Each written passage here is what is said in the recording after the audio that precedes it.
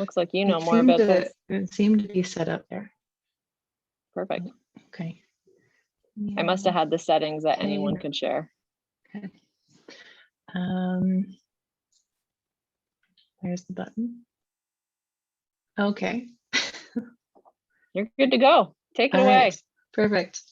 All right. Well, thanks everyone for having me come into your training to talk a little bit about our center and sexual violence. My name's Ellen. I'm the sexual violence prevention educator at the Sexual Assault Center, and I'm a counselor as well. And I've been working here for about 7 years now, and started as a volunteer before that. So before I get into it, something I just like to start out all my presentations with is just kind of sharing with people that it can be really intense talking about sexual violence. It can be triggering. It can be bring up some different feelings for people. So I always like to encourage people before I start to aim to be respectful of one another, non-judgmental. So for me, what non-judgmental means is that we all have our own experiences of the world, and another person may not have shared our similar experience. So being non-judgmental means not judging another person by our own kind of lived experience. I like to encourage people to be curious. I think a lot of great learning happens in a space when we're curious about something rather than fearful or defensive around it. And also I have to encourage some confidentiality, as I'm going to get into a little bit later. One of the values of our center is confidentiality. So I like to encourage that through my own action when I'm presenting. So if people have something to share, I'm not out everywhere telling people, oh, someone at Victim Services said this and blah, blah, blah. I really honor the space of learning, and sometimes we need to throw out some half ideas to engage in them a little bit, to figure them out. So I kind of hold some confidentiality myself around doing these presentations, and I encourage you guys to do that for one another. I have my little otter here, and it kind of works because I can see some of you right now, which is wonderful. But sometimes when we're going through a presentation, we can, for any number of reasons, we might need to check out or disassociate. And just know I'm not going to judge you for that. You don't have to be like this cute little otter and pretend that you're listening if something happens for you. And if at any point you kind of check out for something, or something's happening at home that you need to attend to, and you come back in and you have a question, just don't hesitate to ask me if you missed something or go back over something. My goal as an educator is just to have this knowledge about sexual violence out in the community, so people can use it and learn it, and so we can prevent sexual violence together. So with all that said, in a half hour today, I'm just kind of going to give like a little intro on things. I'm going to talk a little bit about our services, and get into understanding sexual violence and supporting survivors. So the understanding sexual violence and supporting survivors is a little kind of intro starter to prevention of broader sexual violence happening in the community. So something else before I get into our specific services is understanding who we are as a center. So there's sexual assault centers across the province, across Canada, across US. And a lot of our sexual assault centers started from a movement. They started from protests of people recognizing that there wasn't really a space for survivors of sexual violence in medical systems or in the media, or survivors weren't really being heard. So what happened was a lot of protesting and organizing and gathering, and that created a lot of spaces where that really started as kind of a peer support model of survivors helping and supporting other survivors. So that was in the 70s. In 74, the first centers in Ontario opened up in Toronto and Ottawa.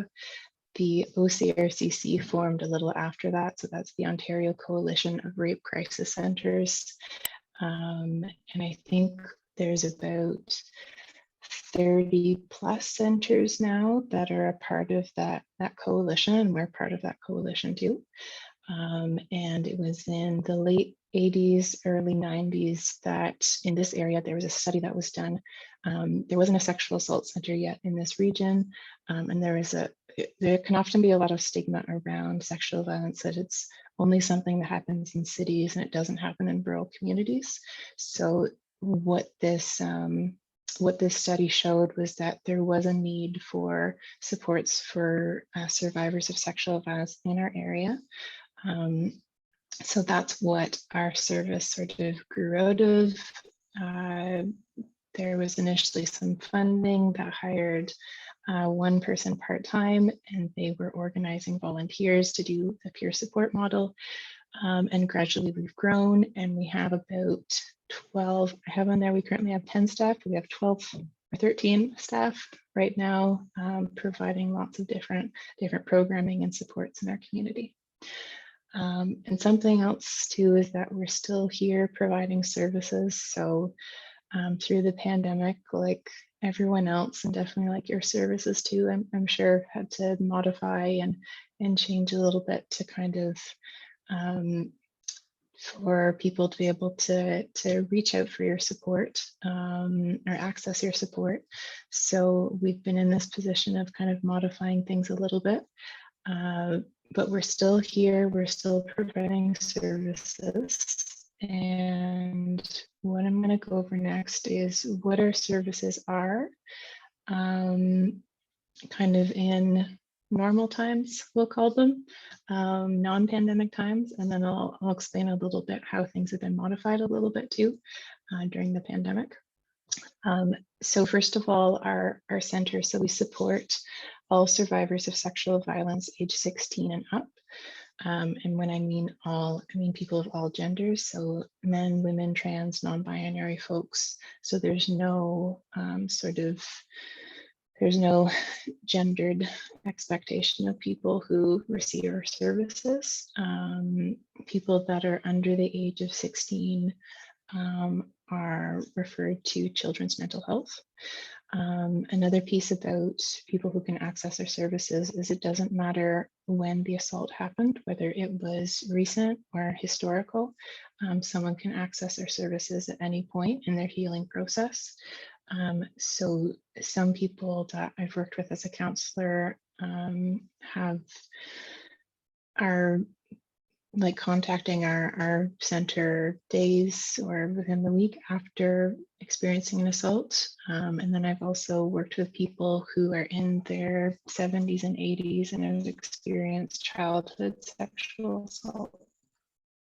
So for us, it doesn't really matter when it happened, but it matters when someone is ready to talk about it and do that work.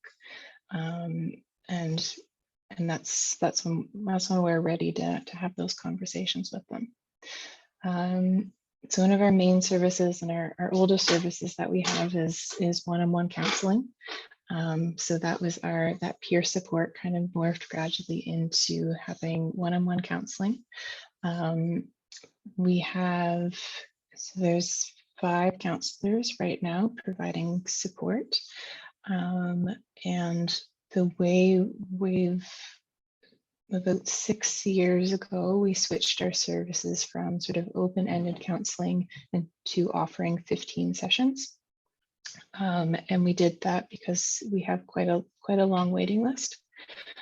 So with the 15 sessions, that's a way that we found shortens the waiting list a little bit. And once a person gets to their 15th session, then if they want to have more counseling, then they can just go back on the waiting list again. And there's lots of people that will come back through for multiple kind of 15 session chunks. Someone who's interested in having counseling with our center just needs to call our center. I'll have our number up at the end. But our services are all self-referral. So it's important that people are calling themselves, that they're wanting to have counseling themselves. We don't want a situation where someone is coerced or being forced into counseling. So when someone calls, right now we have a waiting list. So we take their name from the waiting list, and we just need a name, a phone number. We ask their age just to make sure that that they're meeting our criteria of the 16 and over. And we also ask if it's okay to leave a voicemail on their phone or a text message for them. And that's about confidentiality for us, that we want to make sure that we're not leaving messages places that's going to kind of out someone's experience with sexual violence when they don't want that to be someone else in their house to hear that.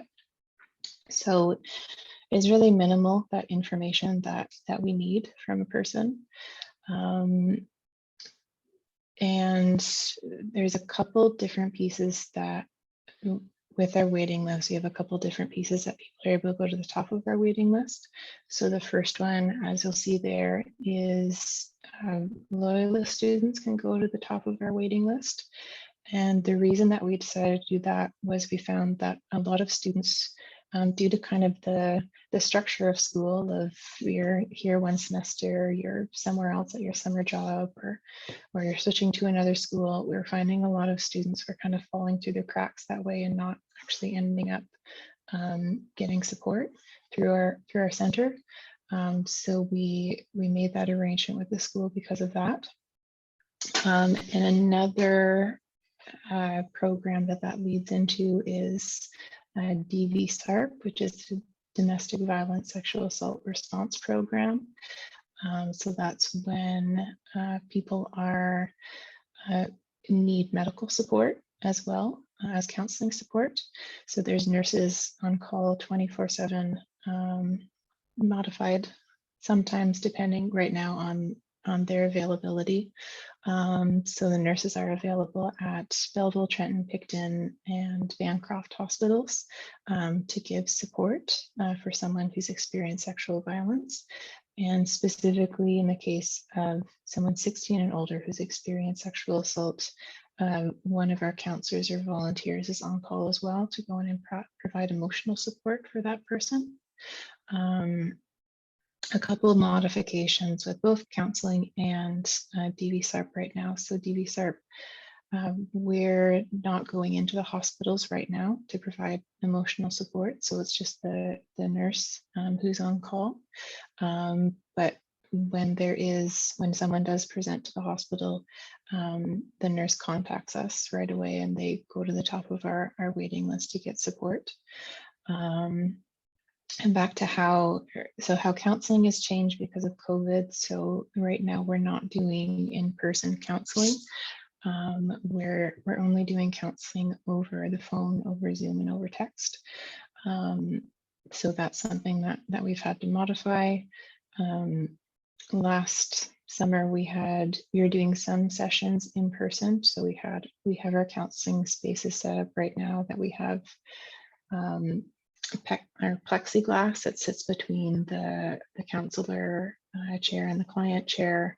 And we have some protocols of wiping everything down, and this machine that sits in the room that I forget what it's called, but I have to turn it on whenever I go in there, and I think it kills bacteria in the air. That's a very untechnical way of explaining that. But I know we have basically all these kind of thorough processes anyways, which when we go back to the office again and provide counseling, I imagine we'll be using all of that stuff again. We have Typically, we run weekly groups, support groups for survivors as well. Right now, our weekly groups are on hold. We have a separate waiting list for that as well. We have a 24-hour crisis line that people can call anytime for support. Public education, so I offer different presentations in the community. We offer police support, so if someone wants to go to the police and wants some emotional support when they're making their statement, then we can go with them. We also have satellite offices in Picton, Trenton, and Bancroft, where we do our one-on-one counseling as well. Our whole catchment area kind of goes over this extended zone of Prince Edward County up to Bancroft to Napanee to Brighton is kind of our whole area. So the 4 different spaces to provide counseling is our work to kind of cover that area. All of our services are free as well. It's very important to us that we keep our services free and available to survivors because we believe that it's not the fault of someone that they experience sexual violence. So why should they have to pay to get support for their healing from that? So we work very hard to keep our services free. Another program you'll see on the list there is called Paths of Courage. So it's a retreat program that we offer, and it's open to survivors, not just in this area, but all over Ontario. And you'll see some photographs of it there of the space. So it's over in Prince Edward County, and it's a week-long retreat that survivors can go to, and we run 12 programs a year, and 10 people attend each program. And throughout the week, there's group counseling, group therapy in the morning run by our facilitators, and then there's 3 workshops throughout the day. So there's workshops on yoga, art therapy. We have a high ropes course. In the summertime, we have kayaking. So with our workshops, we kind of try to take a holistic approach to the self and try to offer different approaches to healing that people have the chance to explore and try, and maybe some things that they wouldn't have a chance to try, or the funds to maybe to pay for in their daily lives. So this is this retreat that we're really proud of that we run over there as well. And just a few of kind of our core values of how we work as a center. So we have a feminist framework that we work from. And as you remember, our origins are very political. They're from that kind of demanding that we survivors need space to heal, and that we need to be heard and recognized. So the feminist framework comes from that, but also what sort of entailed in that framework is that we consider, we look at sexual violence from the perspective of it being a social cultural issue. So not just a problem of an individual's experienced trauma and they need to be fixed. We look at it as society, that there's something called rape culture that reinforces ideas that allow sexual violence to continue to happen. So a feminist approach is something that we take in our education, but also in our counseling, to talk about the larger sort of cultural situation that we're living in. A few other important values are we aim to create a safer environment. So I say have the R in brackets because we can't always create a completely safe environment, but we do what we can to reduce triggers in our office and the environment that we're in. We provide things that were taken away during the assault. So when someone is sexually assaulted, their choice is taken away, their consent is taken away.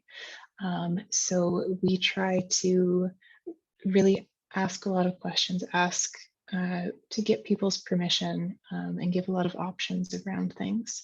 And that's part of that emotional support to kind of show that this was taken away in this situation, but you still have the right to choice and consent. We believe survivors of sexual violence. Historically, we live in a society that blames survivors, that doubts them.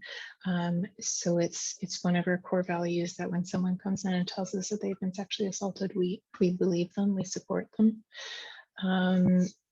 Survivors are the experts of their own experience. So when people come and tell us their stories, we not only believe them, but we trust them. We trust what they're saying to us.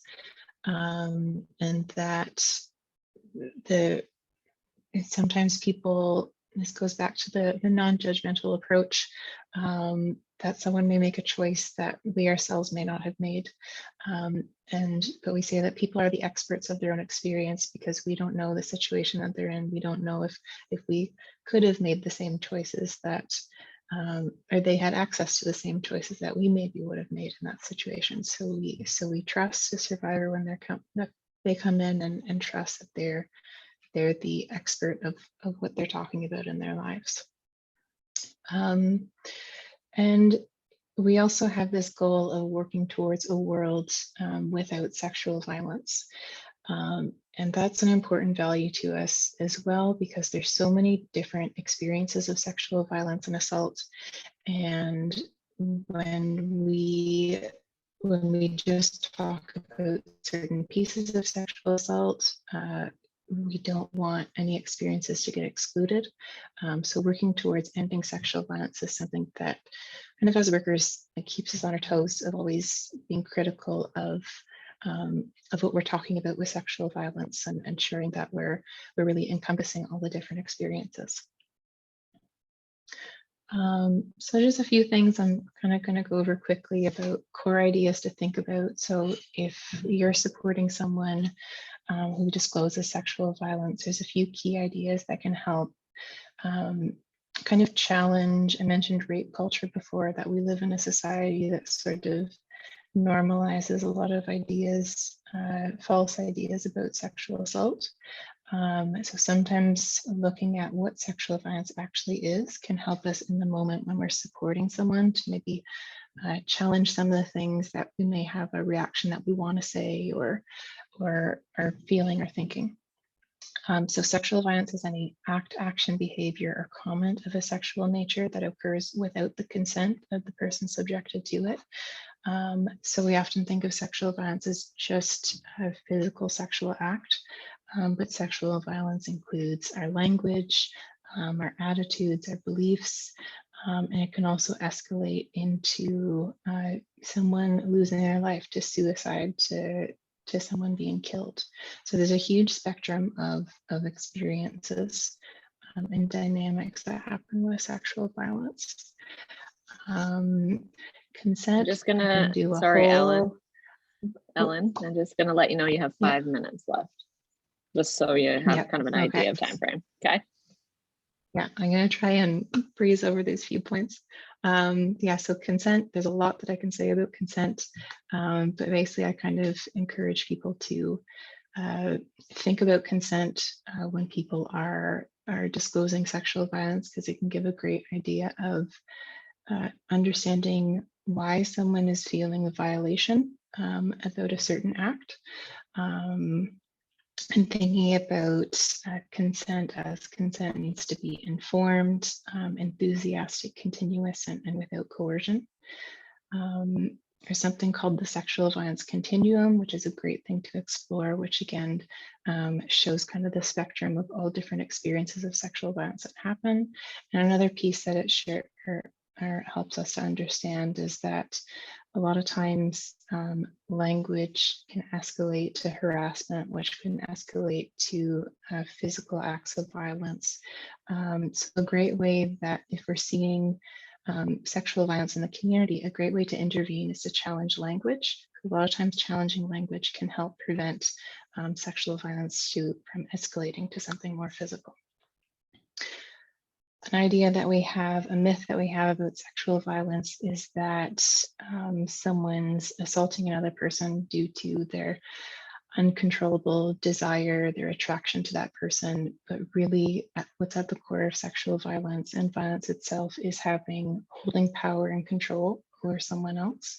So thinking about the interpersonal dynamics that are happening between a perpetrator and a victim when you're looking at a situation is important. So power can happen across dynamics like race, gender, disability. It can also happen in workplace situations, a boss employee. It can happen between people in positions of power in general are able to use that power to coerce someone into a situation of sexual violence. Some things that you can say to support survivors, just to think about, saying you're not alone, we're listening to you, it's not your fault, I believe you. Especially those last two, saying it's not your fault. So much in our society, survivors are told that violence is their fault. So just that statement can be really powerful. Saying, I'm sorry this happened to you. I'm glad that you told me. I'll help you get help. You don't have to have all the answers. So know that our center is here and available for support. So sexual violence is best ended by working as a community, working collectively. So know that you can connect with us for support. Victim blaming, as I mentioned before, is a big thing that comes up with sexual violence. So it's good to be able to reflect yourself on, am I making judgments? Am I making judgments on their particular choices? Is what I'm saying rooted in sexism, racism, homophobia? Check in with some of those expectations for yourself, and it can help with those interactions with survivors. Try not to, so touch is an important thing that someone after experiencing sexual violence, it can be really triggering. So if you need to touch someone, it's good to, or give them a hug or ask permission before you do that. Think of or ask them how they're feeling. If someone's leaving a situation and you're not sure if they're okay, ask them, are you okay to leave? Do you need any support? You need me to call someone to pick you up? Also take care of yourself. Ask yourself how you're feeling.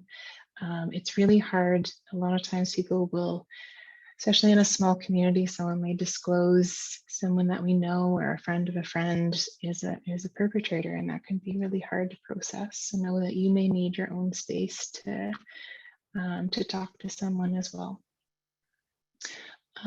So just my last slide here, there's just lots of resources, especially now with the pandemic. A lot of people are putting things online. So these are just a few kind of resources. Western University has their Violence Against Women's Learning Network, which is great. There's sexual assault centers across the province. Lots of different resources on Instagram. We're on Instagram as well. I think if you're interested in any of those, if you go to our page and see who we're following, I think I'm following all those folks on our Instagram too. So some things to check out there. And that is our office number, our 24-hour crisis line on Facebook and Instagram, the website as well. And that's some things you can check out to learn more about us. How did I do? I think I went a minute over. I don't want to keep I was muted the whole time. Okay. You did well. No, okay. That was very informative and thorough of the agency and what you offer. And often my common question is how you're like adjusting to COVID and what that looks like in your workplace, but you definitely reviewed that for us, which is super helpful. Just one more, I don't know if we have time for questions, but if we don't, my email is on there too if you have any questions about our services or just anything related to sexual violence, just shoot me an email and I'm here for support. So that's great. If you want to stop sharing your screen, then I can see more of our volunteers, because right now I can only see you. Here we go. That's great. Perfect. Does anyone have any questions at all? They're all just really good. I had a quick question. Just how long approximately is the waiting time to see a counselor right now with the pandemic or non-pandemic times?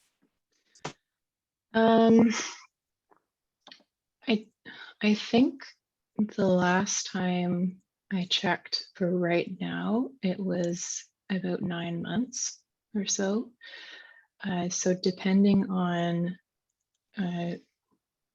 depends on different things, but in the 7 years that I've worked here, it's gone from like, sometimes it'll be like a month or like pretty short to get in, and it's been up to a year to get in as well at different points in time. So it kind of fluctuates on that depending on how many counselors that we have, and sometimes just what's happening, like with the Me Too movement, or when Donald Trump was elected, we got a huge influx of calls then, and so different cultural things like that can affect that waiting list.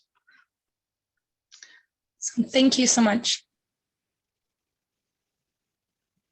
Thank you for your time, Ellen. That was great. And I will, if you want, I think, did you send me your presentation? You can always send it to me, and I'm happy to share that with everyone as well.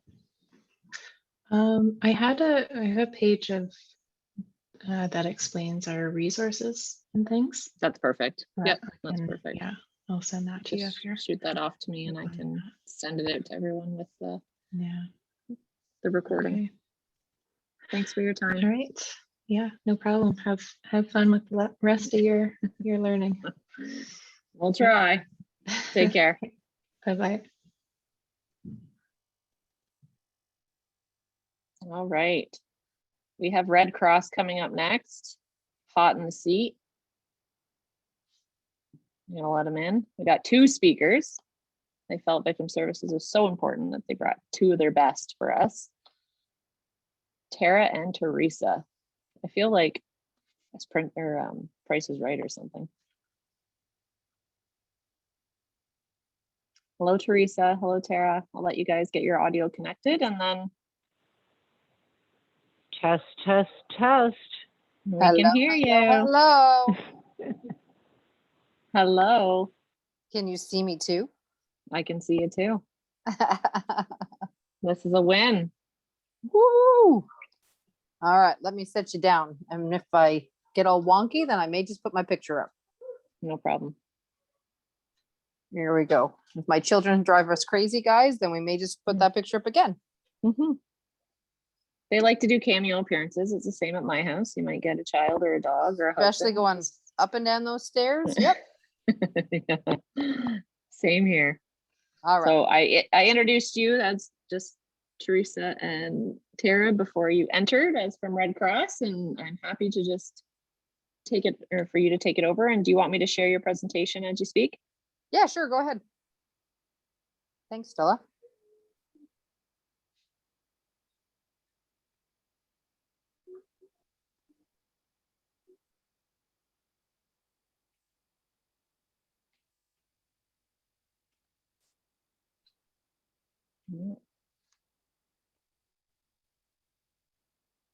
Can you see that? I can. Okay, perfect. Because I can't see anything now other than your presentation. So you'll need to help me. Next slide, know please. when. One of those Vanna Well, moves. I can scroll along, but There we go. if we lose me or I'm doing something wrong, I hope I can trust someone that's watching that I'm doing it wrong, or tell me that I'm doing it wrong. Nice. So we have a good turnout. I can see the people. So thanks for having us on this evening. I guess if you want me to dive into it. So yes, I'm Terra Boddy. Some may have already known me as Terra Mitchell. That is my maiden name. We transitioned that last name there a bit ago. So I'm the emergency management coordinator, and I look after all of Lennox and Addington, Quinte, Hastings, all of that neck of the woods over to Northumberland, as well as Peterborough.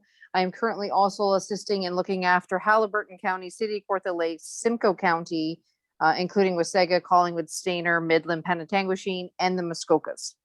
So it's a bit of grass that we cover. Teresa is my right-hand lady. I would be lost without her, and I will let her dabble in her little description of what she's got going on. Good evening. Thanks for having me. Can everybody hear me? Just give me a wave or something because I'm on my phone and I'm on my computer. Awesome. Perfect. Thanks, Jennifer. So I'm a volunteer with the area as Terra site manager, and I'm typically zoned in for the Quinte area, the Napanee, Picton, Trenton, all the way up to Bancroft, and the Lennox and Addington area. I was assisting for the Northumberland and the Kawarthas, but I'm focused in this area. I'm also the provincial coordinator for the virtual response for the entire province.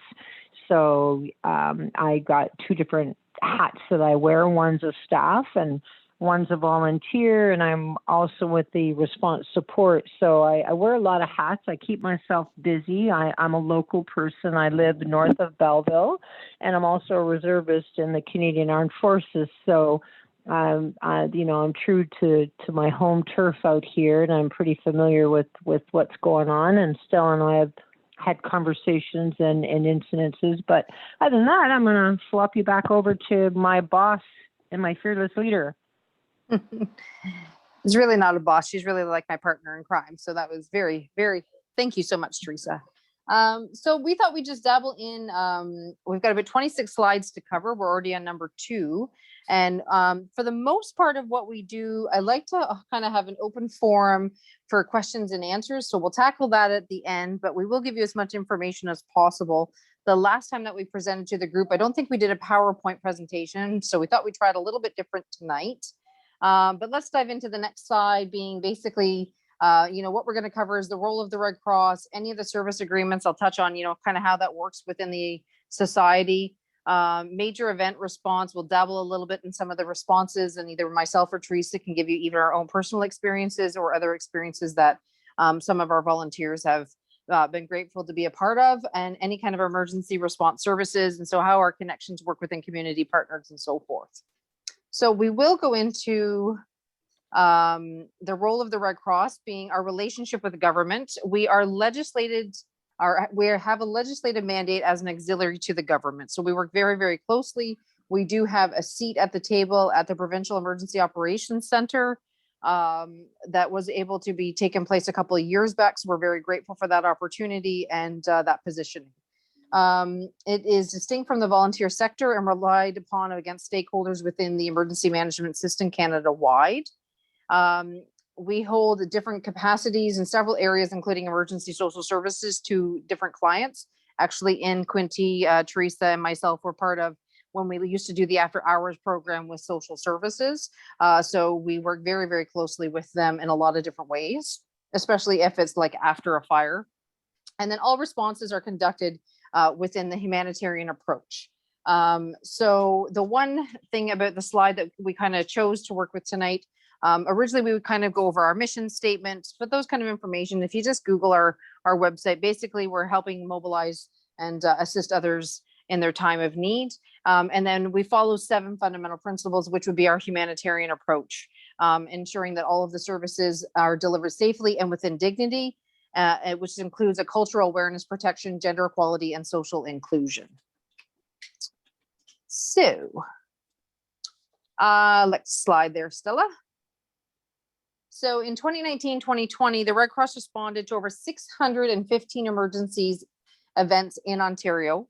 591 of them were personal disaster assistance. Our personal disaster assistance, which is our lovely acronym of PDA, it is basically if someone has been evacuated due to basically not their fault.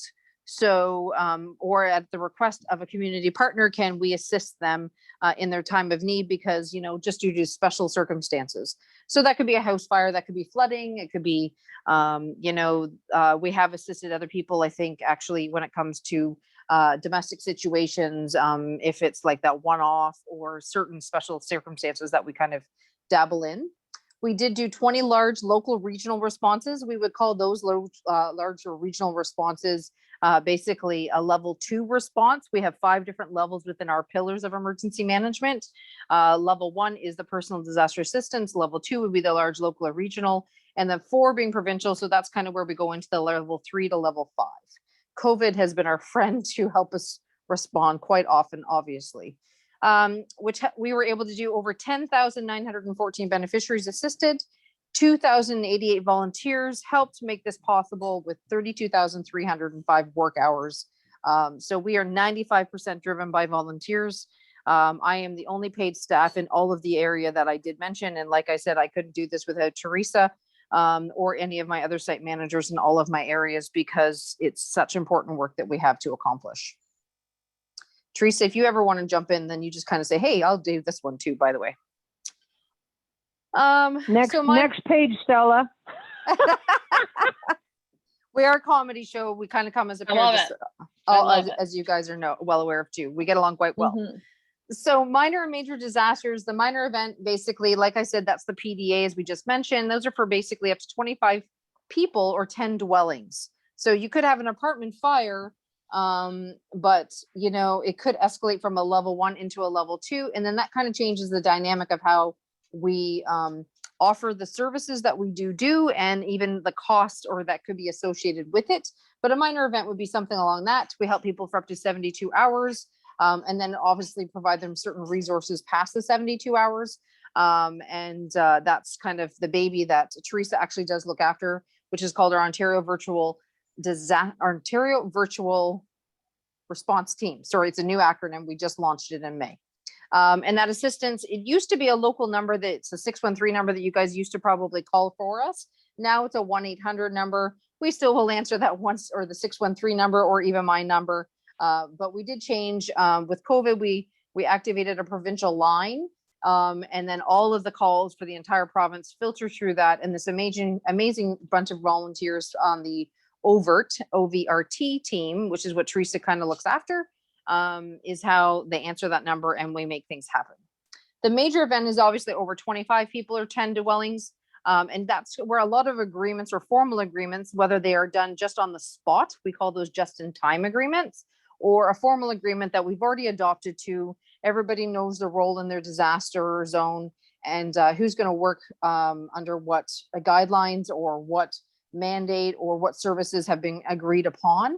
And basically you would notify the duty officer. It is a 24/7, 365 days a year. That is the phone number, the 416.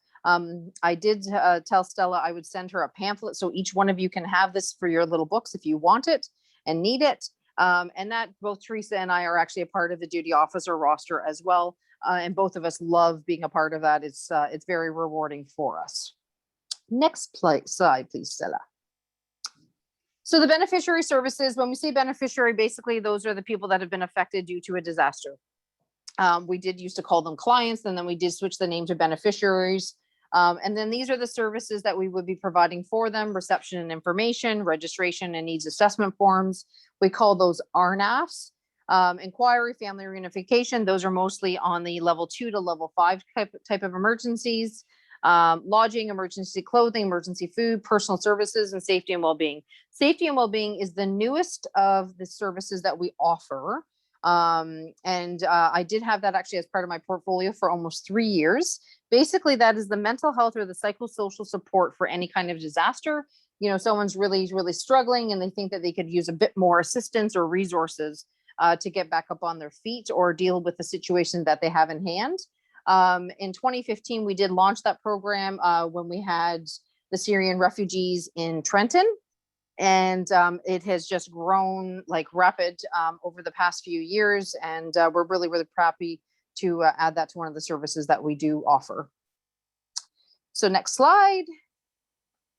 That will take us into our service agreements. So as I mentioned, in the larger kind of scale disasters, we have service agreements. In these service agreements, the benefits are obviously direct access to a reliable, consistent, and extensive emergency management network and response systems. We have, it's called MS. Teresa, correct me if I get the acronym. I never even get it right. What does it stand for again? Emergency Management Information System?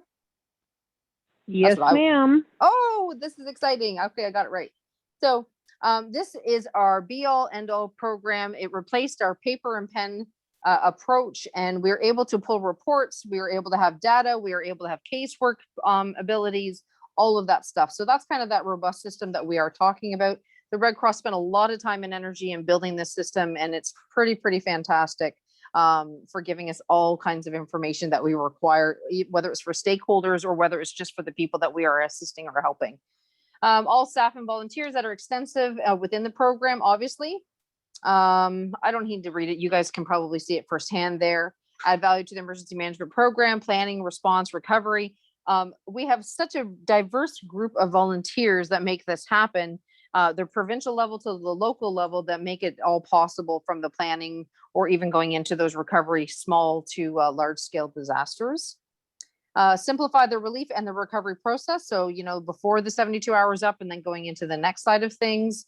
And the benefits of having these already laid out obviously customizes the partnership that we have with our agencies that we do work alongside with, and make sure that everybody's needs are going to be met.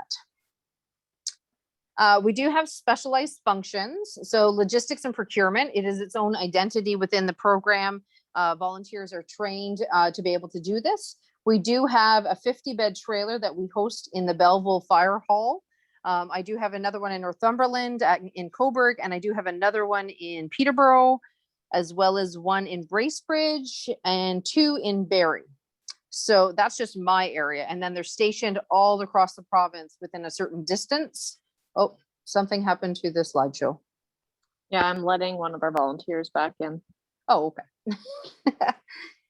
There we go. So that's basically, you know, what they have to do. If anything, if we need purchasing orders in the disaster, or if we need different kinds of materials, we're very busy with the PPE equipment, or delivering cots and blankets, or any of the pillows, even that kind of stuff. So we do have the vehicles to match that can haul these trailers to a site if required. And that's kind of under their umbrella. The virtual operations team can provide offsite services, including emergency social services functions. Basically, it's a call center that you can call in. We use it very much within Fort McMurray, and then we still are now trying to fine tune that and make it a very robust system and have people engaged in that way. So there's lots of opportunity of something for someone to do in a lot of different ways. Safety and well-being, I already dabbled in and told you a little bit about that. And so I don't need to touch too much. And then obviously the Indigenous peoples, this has grown so much for us. We're always dealing with northern evacuations, whether it's forest fire or flooding on a yearly basis. And then that is actually portfolio is expanding, that we are now starting to work even tighter with any of the Indigenous population that's surrounding ours. So whether it's Tyandaga or Roseneath, or Curve Lake or Hiawatha, in any of my, just to name a few.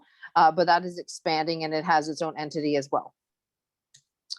So next slide. Teresa, do you want to dabble in this one? Or are you on your phone?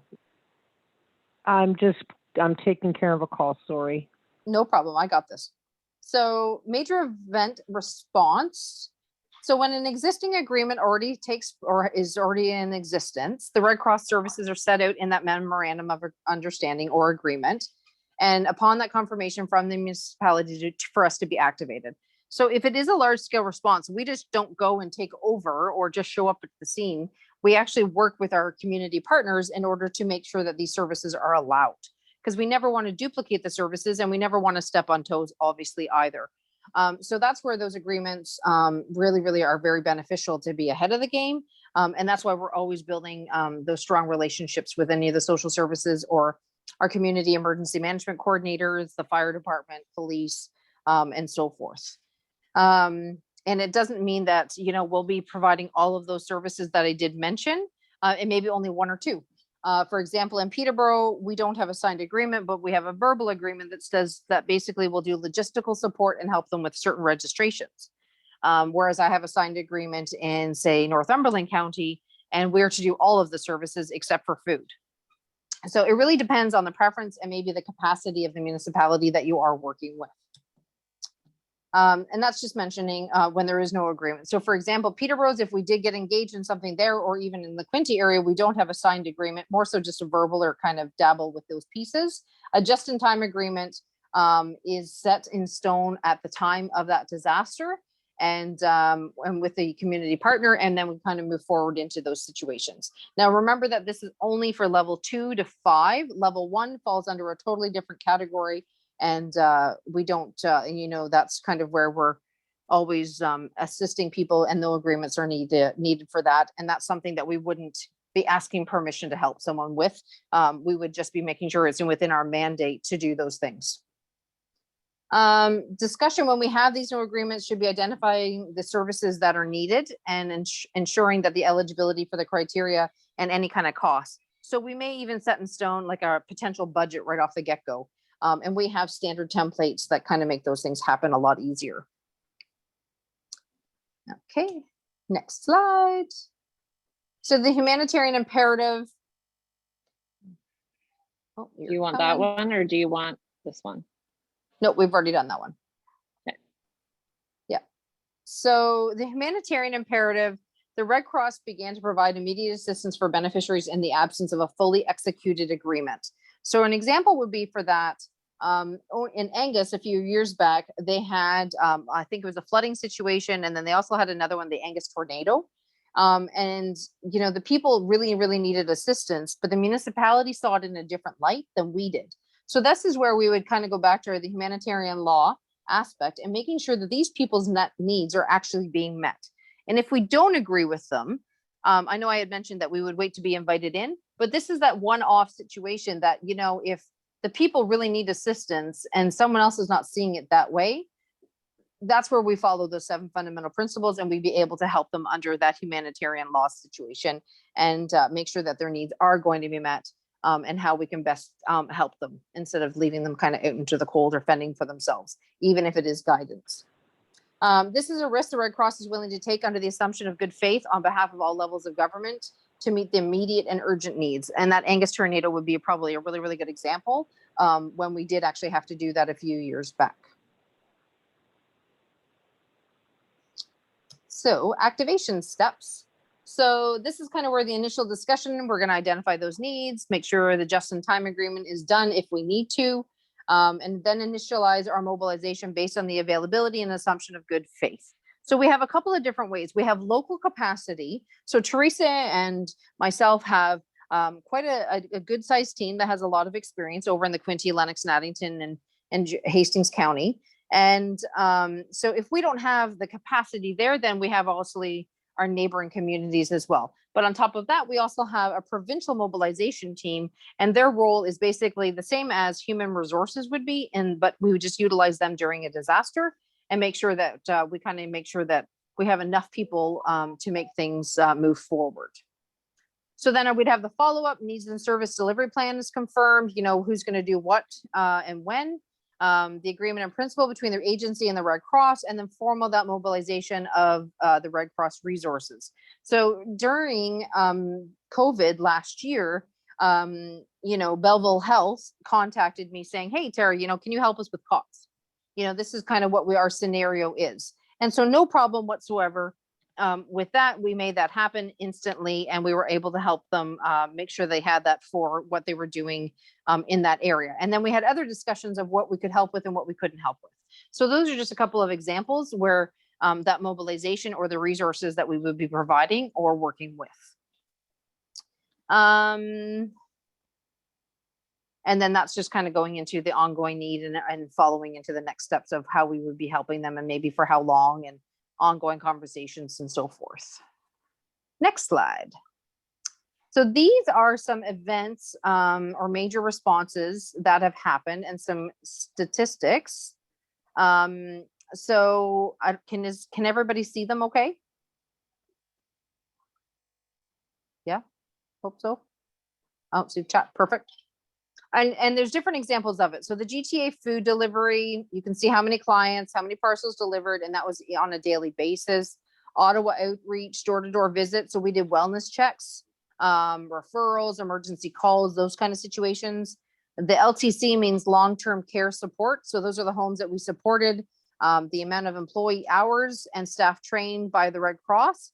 So we not only trained our Red Cross volunteers on the pandemic or what they were facing, we also then helped certain individuals or certain organizations or companies get their own staff on the same situations. So when we had someone, for example, they wanted to have Red Cross assistants or volunteers help them in a COVID site or an isolation site. But the risk is so high during the pandemic, we needed to make sure that the volunteers or staff that were going in there were going to be completely safe and secure. So we would send in a team to that, they were specialists in that area for health and safety and risk, and ensuring that all of the proper protocols were in place. And we not only have them as staff or volunteers, we also have them as delegates. So people that have done this, but they've done it, say, in Haiti or in Afghanistan or anything like that. So that's kind of the beauty of being affiliated to such a large organization, not only Canada-wide, but international. And so those kind of positions are available under that. The Windsor isolation site was a lot of migrant workers. So, they would be from Mexico or Ecuador or what have you. And then because of the pandemic, they would have to go into isolation for however long, whether they just came into Canada or whether they were already working here. And then the risk became greater. That one, I believe, is just finishing up now, if there is even a couple of left. But it was a very, very long duration that we were able to help them out. The Neskatanga evacuation, I never say that word properly, but that just gives you an example of that. And then the help desk for Indigenous leadership. And so basically, if other people that were Indigenous that needed assistance or support in certain areas, that call center, which would be that bot I had mentioned, so the voice team, they would basically be helping people just over the phone. They would call in, we would give them the guidance and call it a day. So the same as a call center would be doing. Does anyone have any questions so far? Okay, perfect. Quiet bunch. Okay. Emergency response services. So these are the ones that I had mentioned about our close working arrangement with emergency social services. And so registration, reception, and information. I can let you guys kind of go over that purview. So basically, someone will register with the Red Cross. This would allow us to have all of their data. It's the digital records like the MS I had mentioned. If it was a reception center, what would we be doing in that role? Information, all the same, making sure that everyone was on the same page and then they knew that they were kind of in the middle of doing. Then we go into family reunification. We did a lot of that during the Fort McMurray response. People were leaving Alberta, coming to Ontario.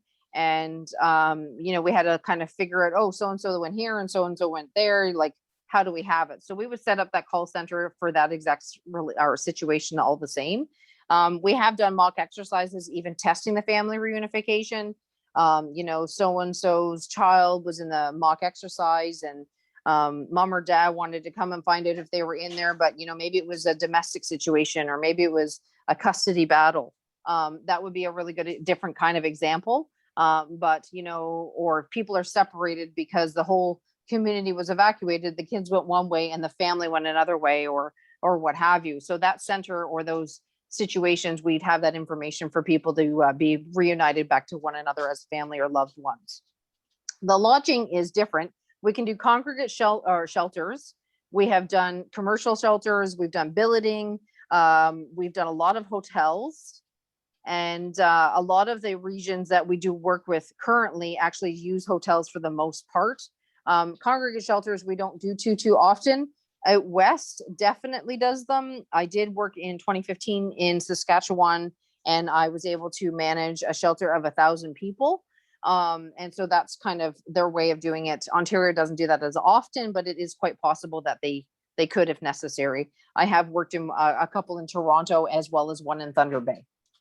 And then food, we don't do a lot of food, but if we do food, for the most part, it kind of goes down to gift cards or hiring catering companies to help out. And it really depends on how we're helping. So if it is, a catering, then it's probably going to be in a shelter setting. If it is gift cards for the most part, or if it's, we give prepaid MasterCards now to families or beneficiaries that need assistance or electronic funds transfers. So we allot certain dollars for that. So for an example, if you had a PDA call and your house was burned down and you needed some food, we would give you $52 or $53, I think, off the top of my head, a day to help you for those 72 hours to make sure that those needs were definitely going to be met. And yes, Stella, I'm going to the next one there. Oh, clothing. So clothing, same thing. We have different guidelines for this to be allotted during the winter months. Obviously, we need, you know, warm coats and winter boots and so forth. So it's a little different in the winter months than it is in the summer months. I would say off the top of my head, and Teresa can correct me if I'm wrong, it's about $230 per person for adult during the winter. And then I think you knock off about $60 or $70 for going into the summer months. It's 140 for summer clothing. So $90 off. Whew. Yep. And the cost of living, and these are actually the higher amounts than what it was, say, 10 years ago. So kind of happy with that, but it shows you how we still need to get up with the times. So you may be shopping at secondhand stores a lot of the time with these pieces too.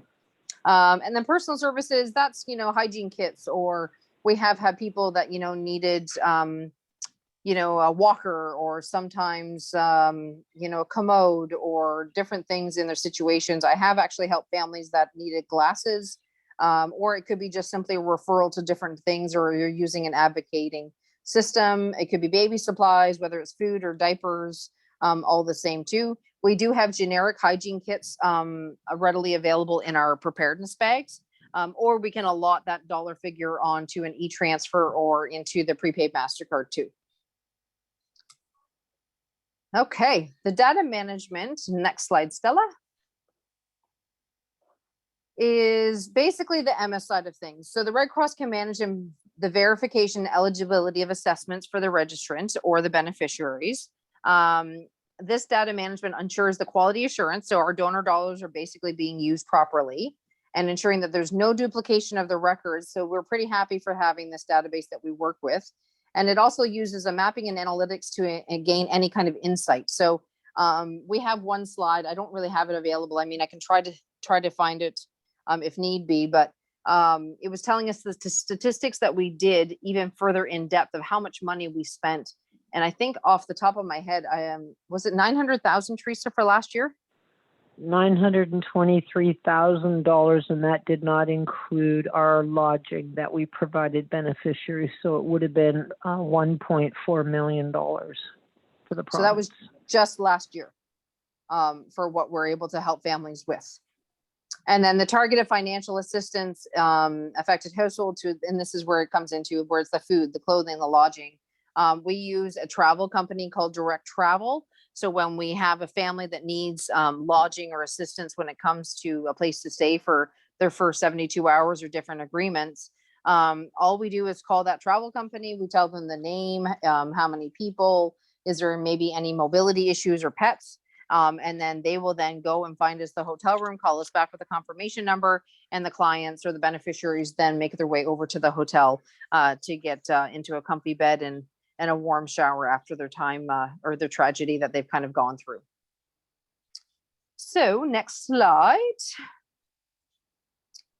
Coordination of the volunteer sector. Coordination of volunteer sectors aims to coordinate the local offers of services from different community groups to ensure collaboration, efficiency, and the best use of resources. A lot of what we do, as you know, as I mentioned many times, it is 95% driven by our volunteers. And we do get called upon many times to maybe help in volunteer management or different opportunities. We have had that request in different situations during COVID, especially, and then even other situations that I know in my time of my career, I've worked with Mennonite Disaster Services or different agencies that has helped us in the recovery state to help these families that have been flooded and those things. So those are just a couple of examples. We are part of an NGO alliance as well. I believe actually Victim Services, if I'm not, I think you guys are as well. Stella, is that true? I believe so, yes. Yeah, I thought so. So it's the provincial one where all of the, NGOs come together and then they just kind of go over everybody's role and define them and how can we best support one another in the time of disasters. So support two-way communication with the affected population through a contact center, social media monitoring, text messaging, email, emergency affected persons. So we have a lot of different systems that we use. We use a system called RAVE. And Ray basically will send out a text message instantly to all of the volunteers saying, hey, we need some help. Do you have the availability and time? Can you do this with us? Or then we have another system in my one area, it's called Slack, and it's instant messaging, just like Facebook would kind of be. In Quinte, we do use Facebook occasionally for communication with some of our people as well, or like the text messaging phone tree, and then different systems that are kind of in play to help, everybody kind of come together. We do have a communications department that does monitor social media on a daily basis for us. And we have to use sometimes the social media platform to help with certain ideas within recruitment. So Red Cross Services, COVID-19 and health. The Red Cross had to adapt the way that we did things very, very quickly because the nature of us going face to face, just like you guys, we had to change that for the risk and the safety of the volunteers. So we offered a range of support or direct services, but in a different fashion, which is why that 1-800 number got up and quickly. The only time usually the volunteers at this stage until the lockdown now is over, obviously, well, sort of, is that, it was social distancing, but they would only be delivering the prepaid MasterCards. And that's where we kind of launched the whole e-transfers for the beneficiaries. So then there was still no face-to-face contact. And it really just depended on the health restrictions or the capacity, or sometimes in some of the rural areas, it's not as easy to get a volunteer to assist somebody. So we kind of had to adapt for those situations all the same. Even with certain volunteers, they were out in different communities in the province and they would help go get groceries or medical supplies and so forth. So we had to address those kind of situations just to be safe for not only ourselves, but for the people that we were helping. So next slide. This is the risk management. I touched a little bit on it. So it was called the Epidemic Prevention and Control. And these were volunteers or paid staff that would go in and do an assessment of a site before we would go in to do anything. I won't give any municipalities away, but we did have a municipality that's not too far from Peterborough.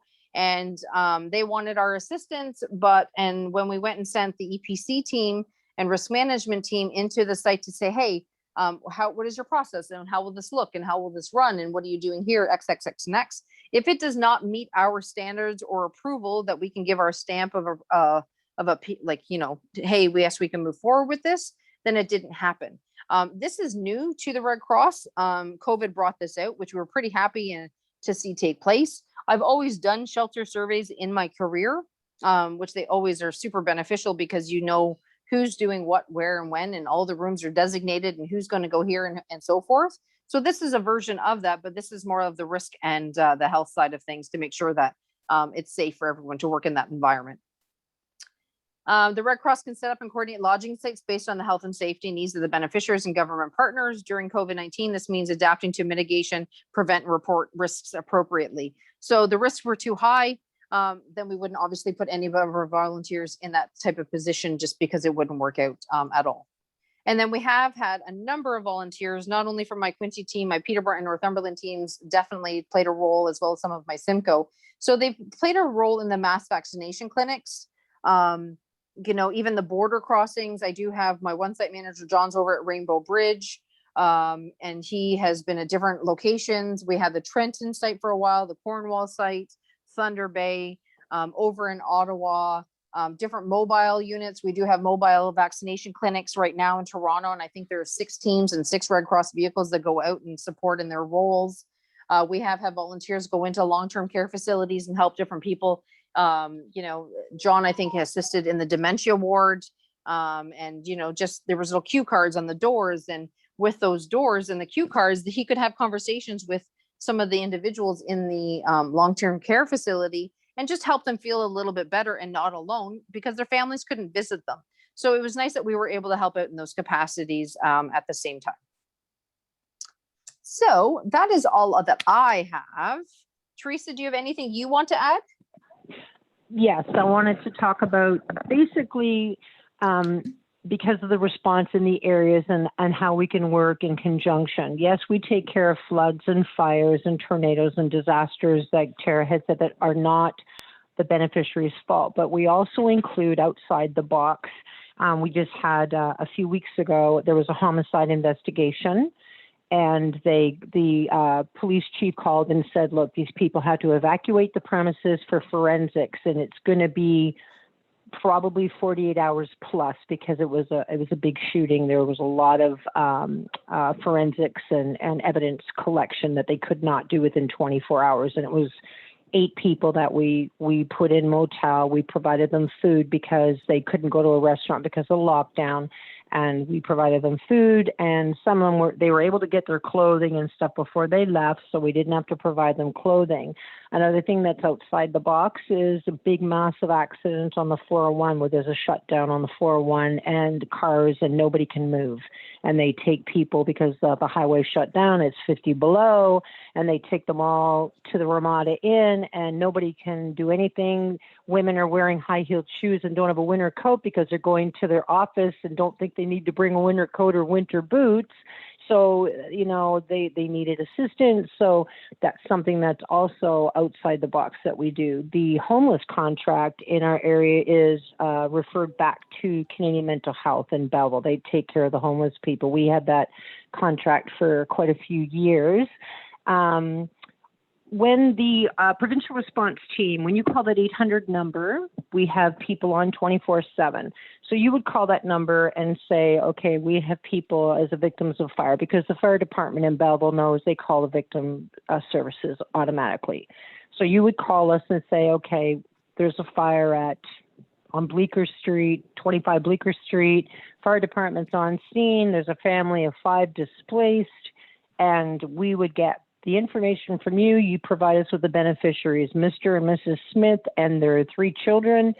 We would call direct travel and contact the beneficiary and say, okay, we've got you a room at the Ramada Inn. This is your confirmation number. If you don't have any means of transportation, we will provide you transportation to the motel. Typically, we like to talk to them right away to find out what their needs are, especially like Terra had said, mobility, whatever. If they're on assistance, if they're part of the provincial assistance for type of support, we encourage them, we champion for them to reach out, because these supports are typically covered by their ODSP or OW. So we give them the hand up for the 72 hours. If it goes over and beyond that, if it's a weekend, a holiday weekend, the fire's on Thursday, and now they got to check out on Sunday, where are they going to go? Where are they going to go? So these are circumstances that get approved by the duty officer, which Terra said we both do. It's like we don't have enough to do, so we do those also. But the greatness of the virtual response, and I know a lot of people like that warm and fuzzy feeling, and we all miss that warm and fuzzy feeling. We all do. But the greatness of our virtual response team is we can reach every corner of the province and provide support. We don't have to be boots on the ground. We can provide them support virtually, motel, electric file transfer. We've even sent our responders out to purchase things and put them on a plane and flew them to beneficiaries on an island because they couldn't leave and the guy had nothing to wear. He had a fire. So, I mean, there's things that we can and cannot do, but the sky's the limit. And, you know, having community partners, that's the key, and that's the importance of it. The psychosocial aspect of it, I'm sure you remember the response in Oshawa where the woman lost her children and her father in that fire in Oshawa. It was dreadful. And through all of this, during the flames and everything else, nobody thought of initiating the Canadian Mental Health. And that was like, how traumatic an experience, right? So, you know, we got Victim Services got in there, Victim Services contacted Canadian Mental Health. So everybody works hand in hand, and it's a great partnership, but there's lots of things that we can do, and we're always open for assisting, and we're moving into where the follow-ups are going to be done by the local teams. And we have, 25 on our roster, Terra? I think Roughly. Yeah, we have 25 active volunteers on our roster, and we're always taking on more people and training more people. And the provincial team, like I said, I'm the coordinator for the province, and I'm totally blown away at these numbers that we gave you, that $1 million, that was all done virtually. None of that was done boots on the ground. That 920 some odd $1,000 was done virtually. So I'm pretty proud of us because we had always planned on having a virtual backup team, and COVID made us say, well, we were planning this for 3 years. Let's get it ready in 3 weeks. And that's what we did. So we were flying off the seat of our pants, and the only thing that was consistent with the program was change. And we evolved and evolved and evolved every month. And I'm really proud to be part of it, and I love being a partner within the community for assisting, and Stella's great. We've had some very good candid conversations, and I'm looking forward to continuing the partnership. So is there any questions? I know we talk fast, right? You guys covered a lot of information in a very condensed time. I'm quite impressed. I was trying to make that 30 minutes like go. Well, you're like 45, but that's not bad for how many slides you Teresa have. did the other 15.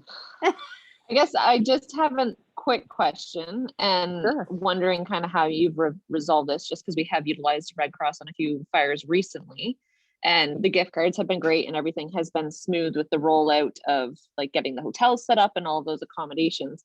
But when folks need clothing, what kind of things have you done to get people clothing when it was essential services only? Pick me.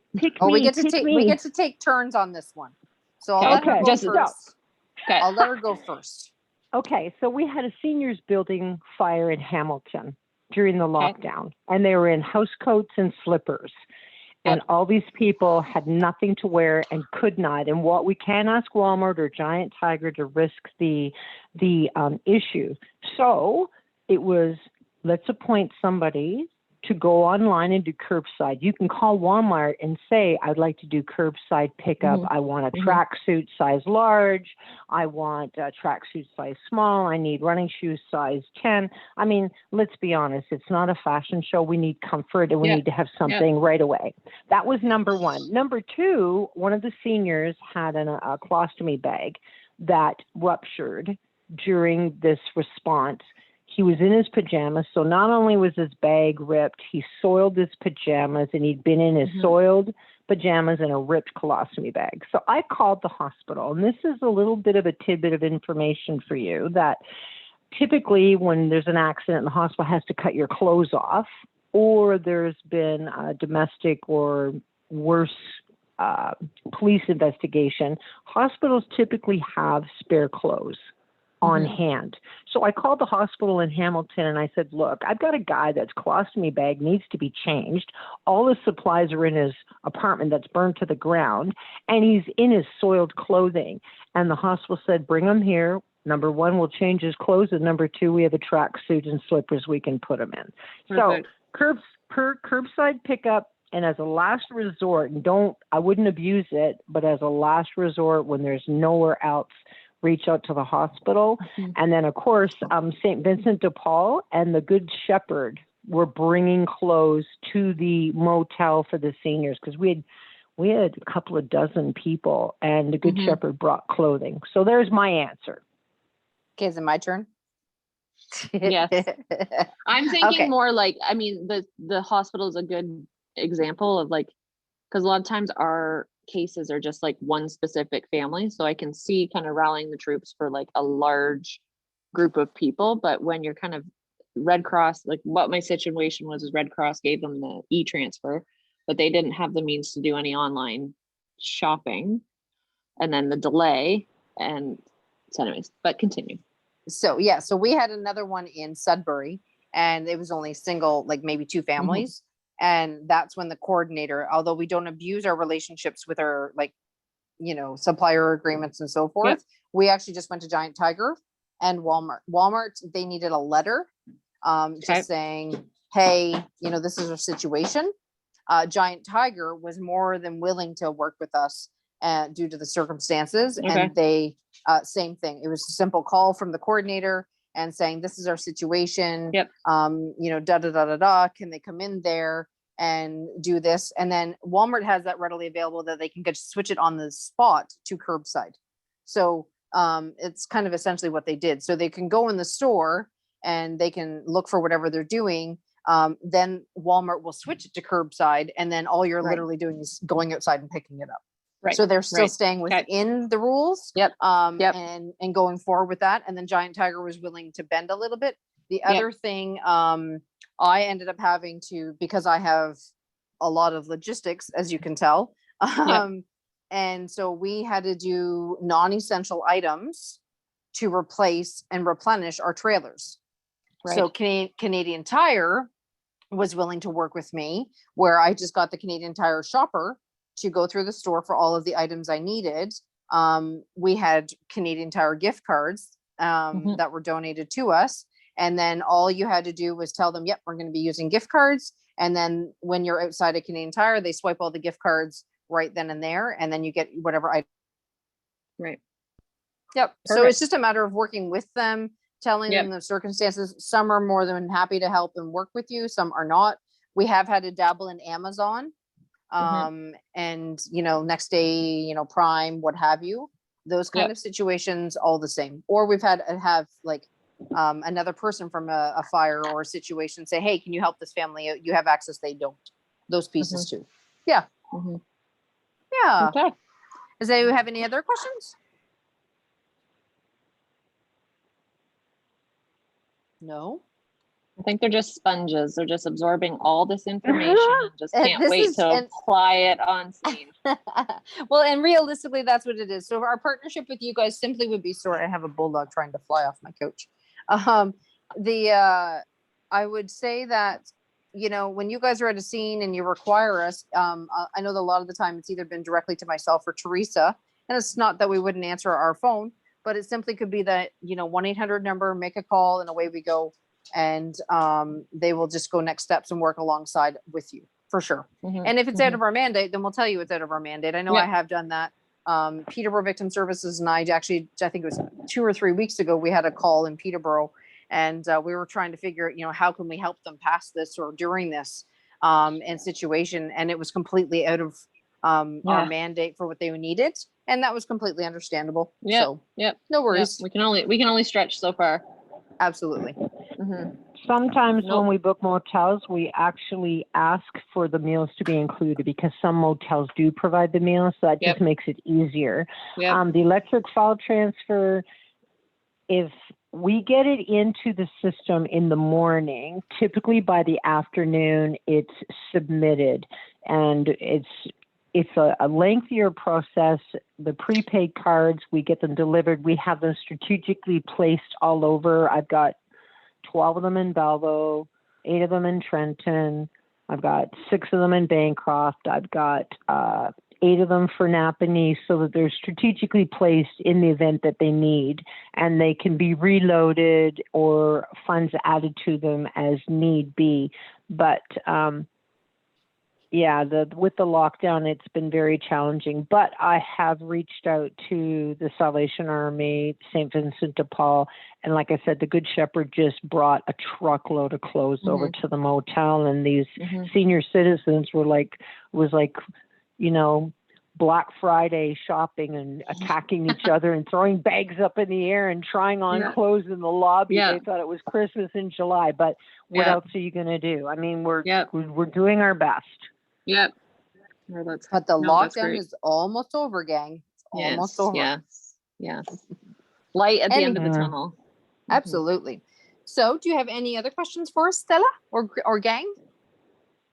No, I'm good. I mean, I've been around long enough. I kind of know how you guys really, operate, if something happens, then you've got our contact information. Ask away. Teresa and I are always easygoing and an open book, so we're happy to answer and help anytime. Yeah, no, you guys are great partnership. Thanks. Right back at you. Yeah. Thank you for inviting me, by the way. No. You're welcome. All right. Well, we won't keep you. You go enjoy your evening. Thanks. See you later. All right. Take care.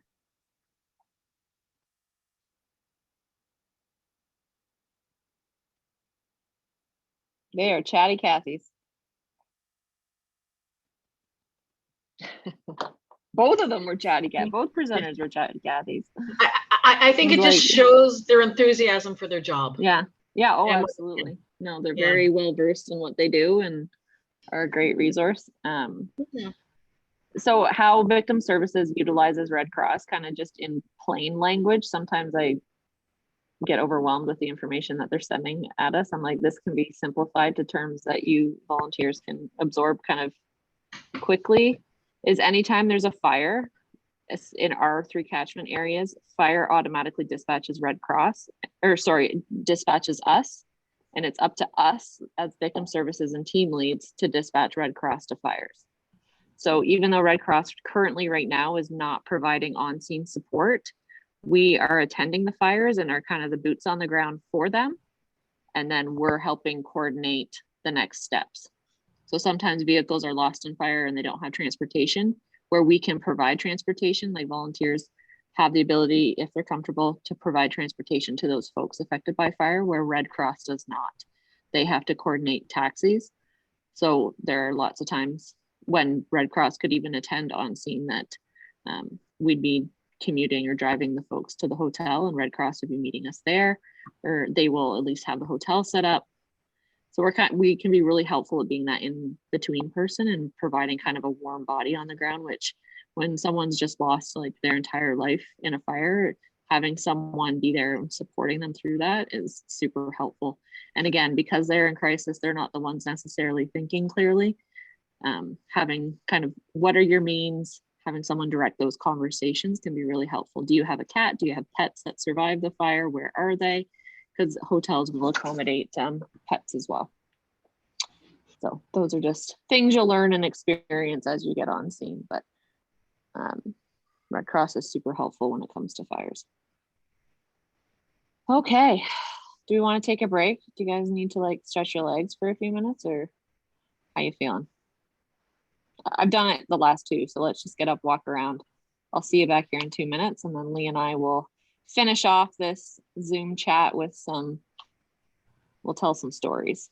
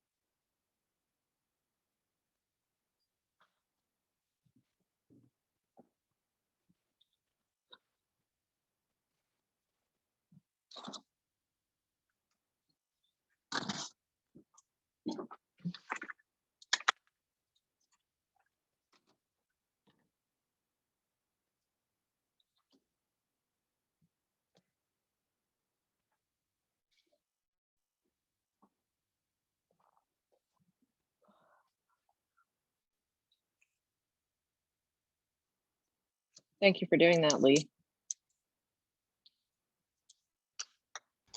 I'm sorry, getting the message?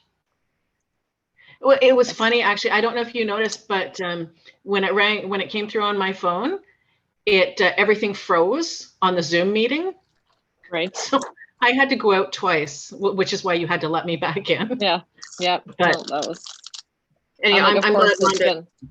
I'm glad. Like, of course, I'm connected to the iPad, and like I'm sharing the screen, and I got her in my ear, and I can't answer my phone, and I'm like, Rhonda didn't have herself turned on yet on the app, so I knew she wasn't getting it.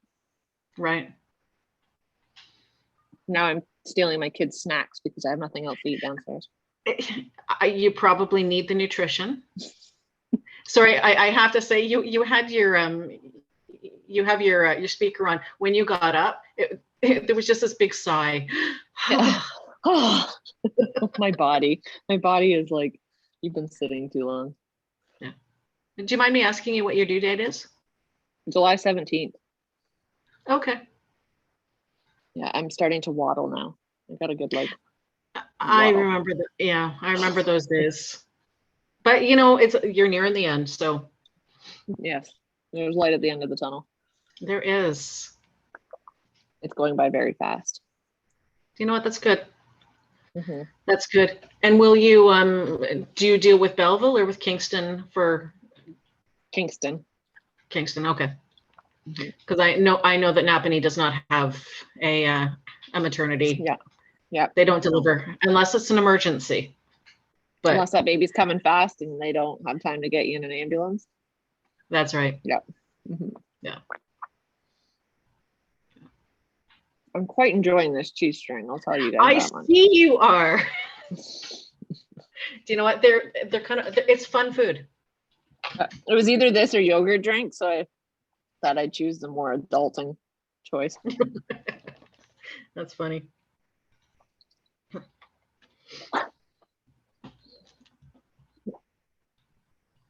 Oh.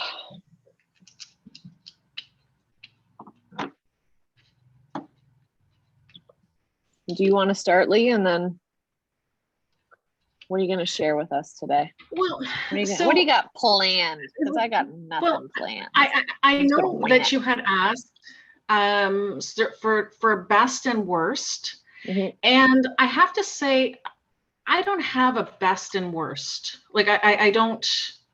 What I've done is I've actually come up with a list of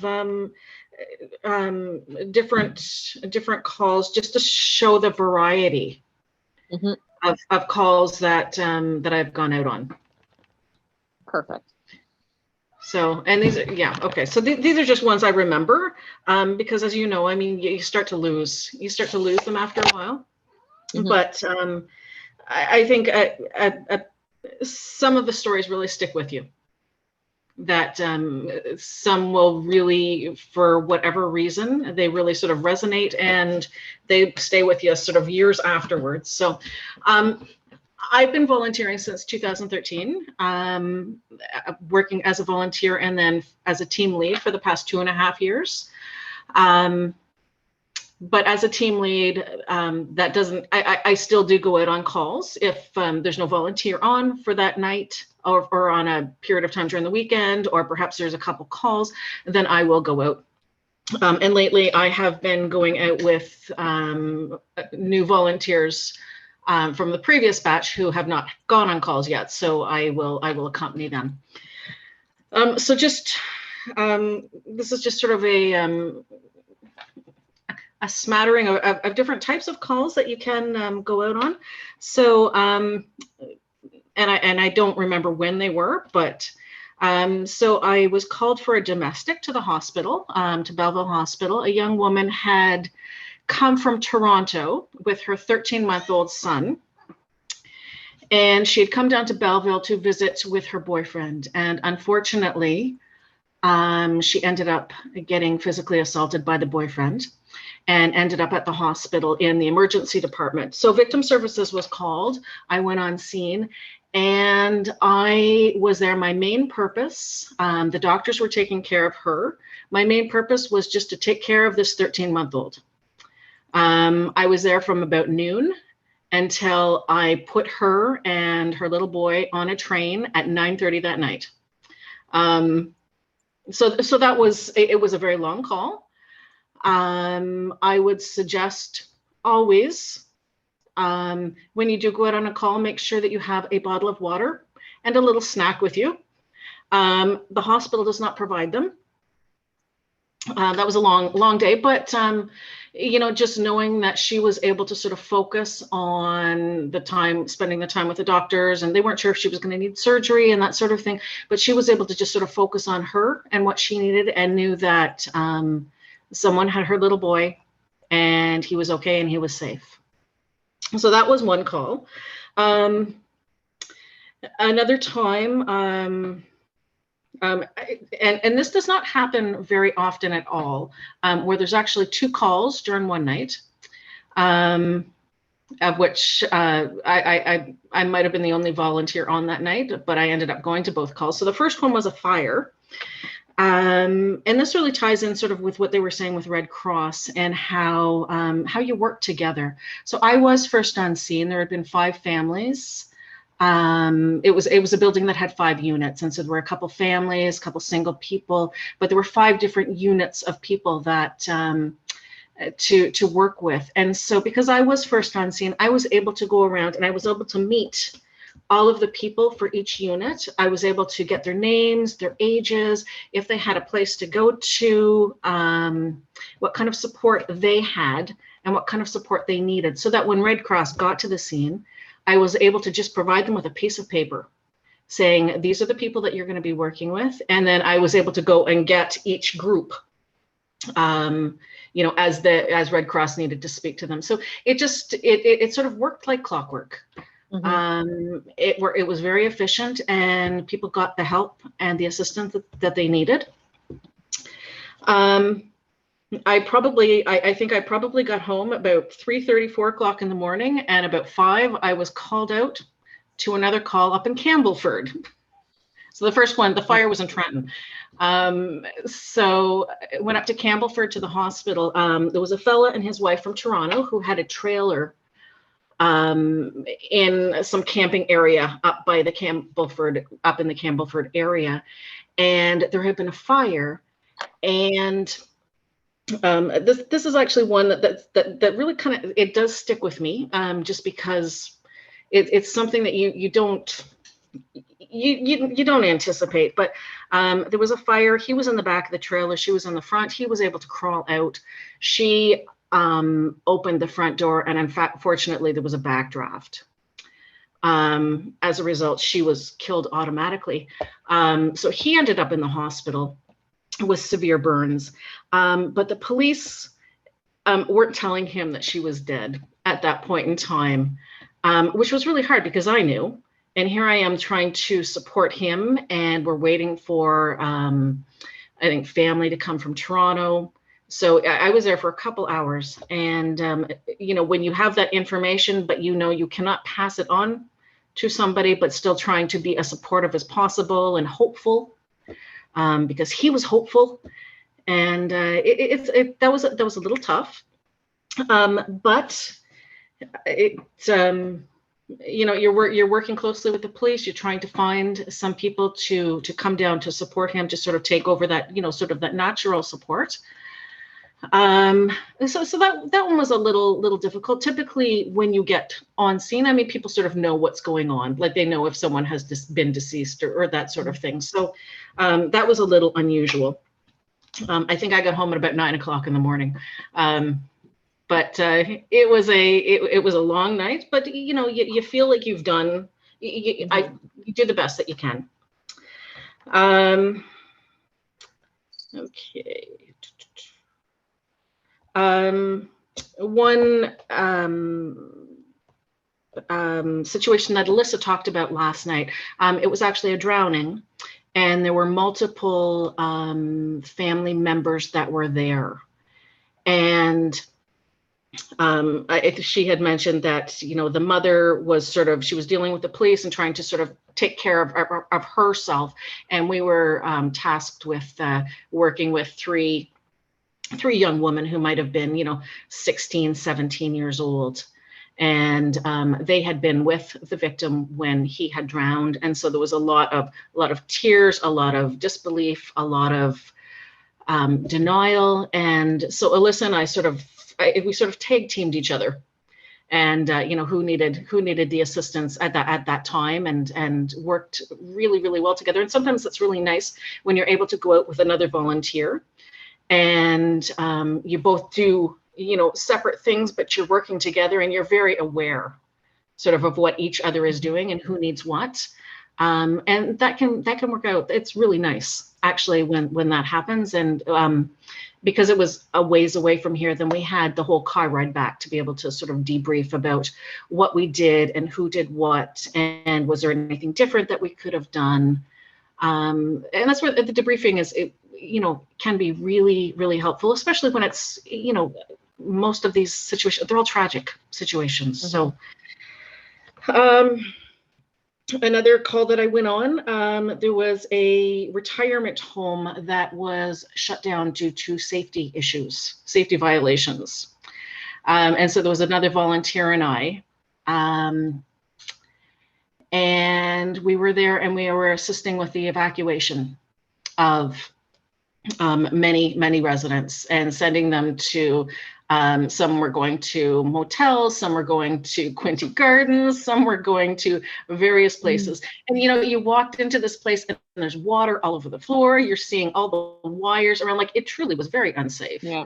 I remember this. I remember all your calls. I feel like I dispatched you to all of them, but quite possibly you might have, Stella. But and so you're dealing with people who are very confused. They don't know what's going on. And I think sort of the highlight for me, as awful as that was for everybody there, was that there was a resident cat. And so you had all these residents from this building who were worried, what is going to happen to the cat? And anyhow, Quinte Gardens were they welcomed the cat with one of the residents. So we packed the cat up in the bag and sent it off to Quinte Gardens. And, it was just a little thing, but it was a big thing. And it was a big thing for the residents of the building. And then the residents that got transferred to Quinte Gardens didn't want to leave. Like, oh no, where Quinte Gardens is. Like, oh, I do. From a residence that's being condemned to Quinte Gardens. Like, they got I know. Rolls Royce, and they didn't want to leave. I bet you they did not. But yeah, that was a very unfortunate situation. And then the last one, and Stella, you will remember this one. This actually, there's two more. This one probably maybe was about 2 months ago, where this young woman, a victim of human trafficking, and I was able to meet up with her at the motel that she had been put up at through Victim Services. And she was very shocked, very stunned, very vulnerable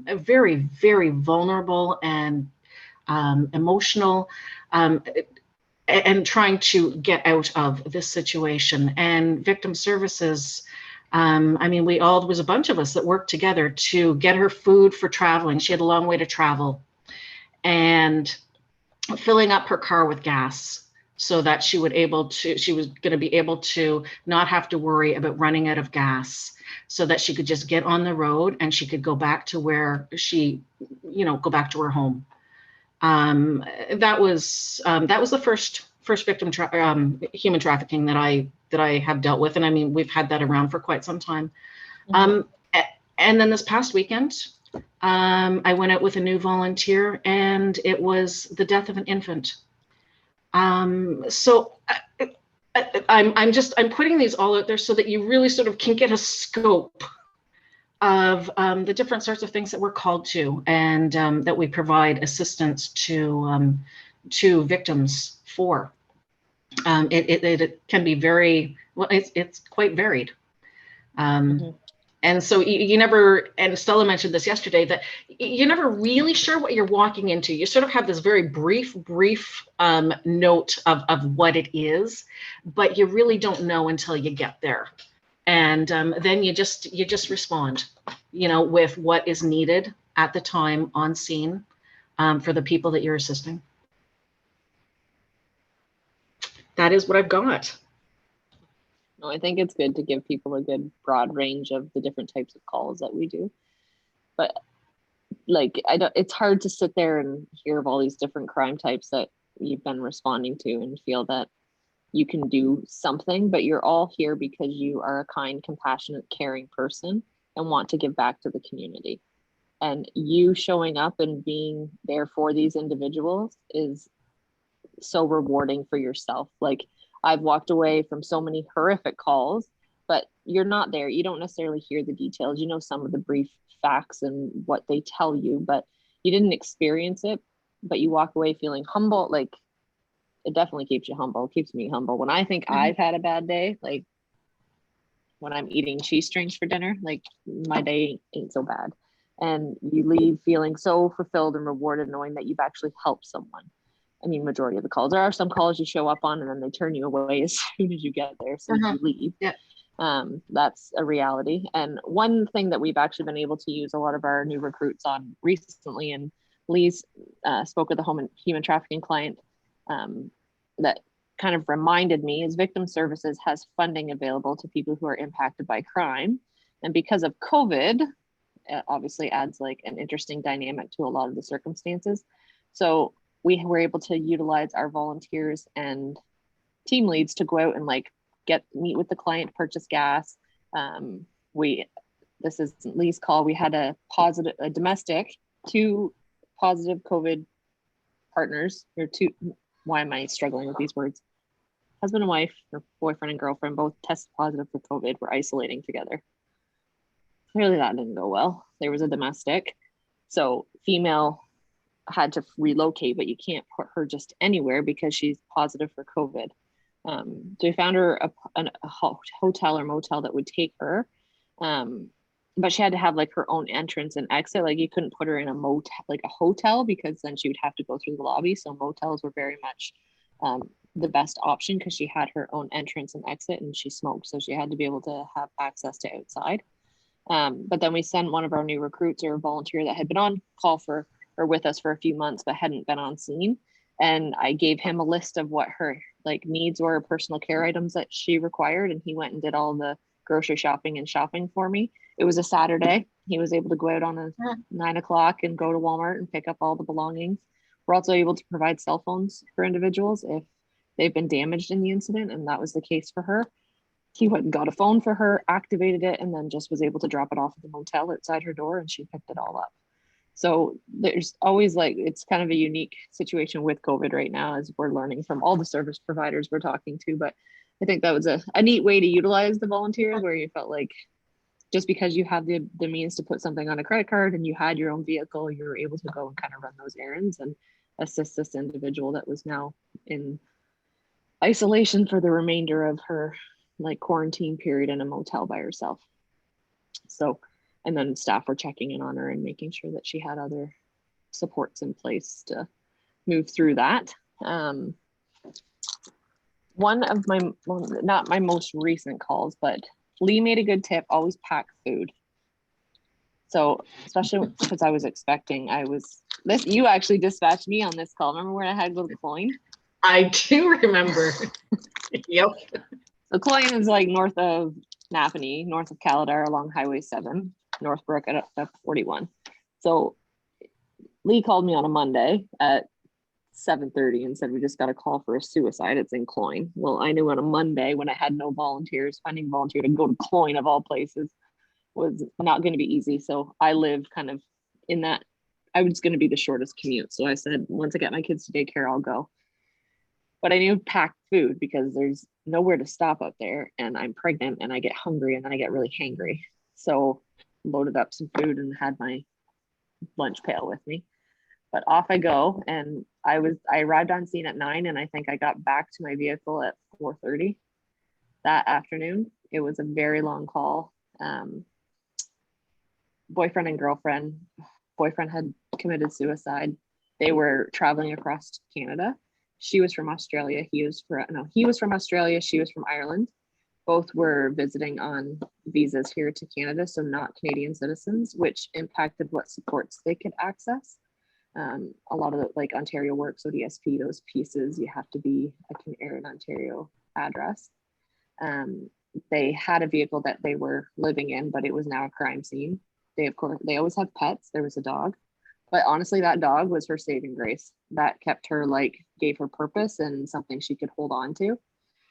She was in such crisis when I arrived, but being able to support her through calling her parents, calling his parents, arranging accommodations for her, bringing her back to Napanee so that she could be closer to those local supports. I supported her for a month, I think, before she had her feet under her enough to be able, because her parents wanted her just to come back to Ireland, but she's very much a drifter. She had been living kind of out of a suitcase for 16 years, and that was her lifestyle. She was the neatest girl, and had no desire to return to Ireland, but needed space just to kind of collect herself. So I was able to find her a place where she could park her like trailer, her truck that they lived in, but it was diesel, so it needed somewhere to plug in at night, and it was of course during the winter. So I found a rental that would allow her to plug in for the month of February, and then come the end month of February, she was kind of had her feet under her again, and off she went. So that's kind of a different circumstance where I supported her way longer than most of the clients that we see, but you just never you just never know what kind of call you're going to get, or where that's going to take you, and what different services you're going to pull on. But that was a neat one and a long one, but very much felt appreciated and felt like I did a good job in being there, and was definitely helpful in coordinating all those things, because police were like, once the coroner showed up and took her partner, they would have just kind of left her living in this trailer in Cloyne with nowhere to plug in. She was going to have to get up in the night and turn it on every kind of like 2 to 3 hours. So that was kind of a unique situation. Any questions? Anything you want to hear or don't want to hear? Or... My brain is mush right now. I have a quick question. Go ahead. Well, hopefully I'll make it an easy question for you. Yeah.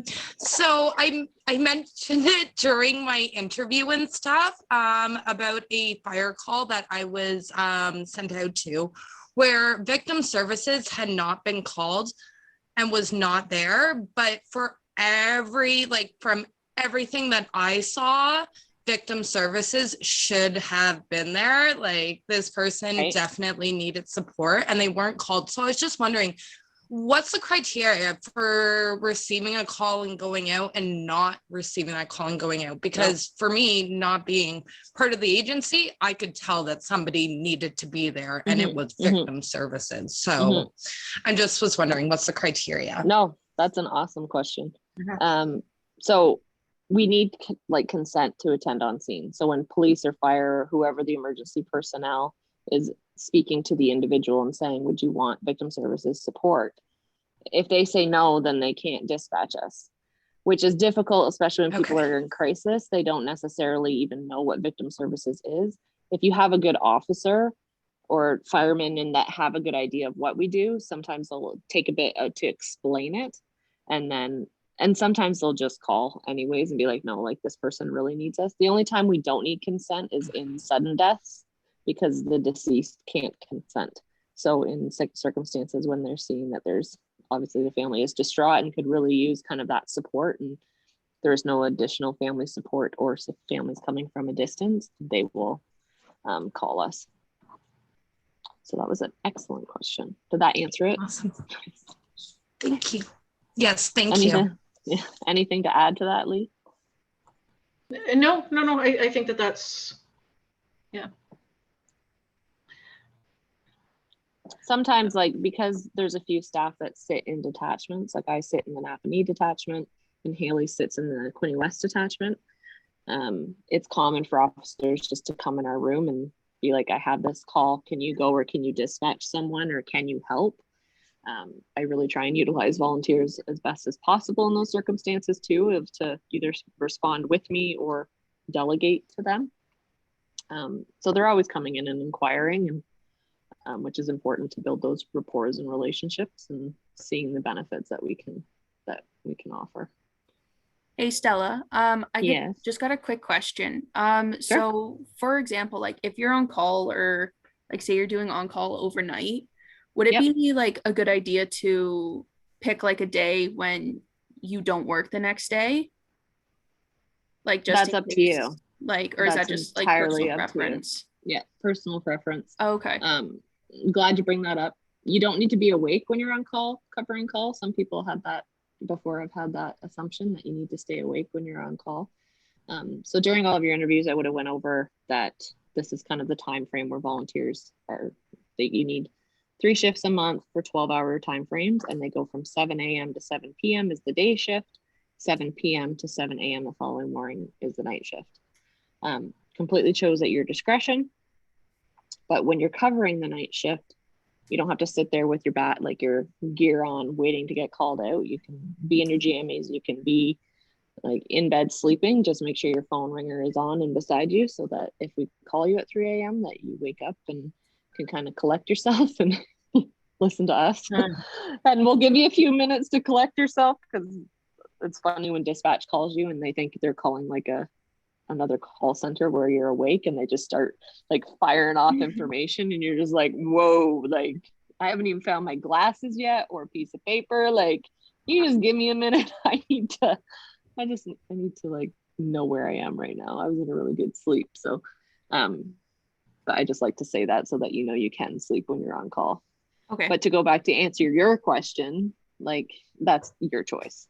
Okay. If you can get woken up at 3 o'clock and go to Trenton for a fire and return home for 6:30 to leave for work for 8, that's your choice. Okay. That's why that's why the schedule is chosen at your discretion. Alrighty, sounds good. I There's have lots of people. Sorry, I have an additional question. It's Rochelle. So I'm kind of like where I'm at after like the training sessions, like with all this information. When we go on call, like for me, I'm a new recruit. Do I need to retain all this information and know like on my first call, or is this kind of like learn as you go? So like I'm not overwhelmed. That's why you go with a student volunteer, or a team lead or staff. This is just providing you all the little nuggets that you'll pick up like during the presentations. You're not going to be tested on it. You're not going to expect to know it. I mean, I've been in the field 12 years and I'm still learning as I go. There's still calls that I get, like the suicide in Cloyne, like that was a whole new ball game to me to figure out like how to fly back to Ireland during COVID and what that looked like, and how you take a dog with you on a plane.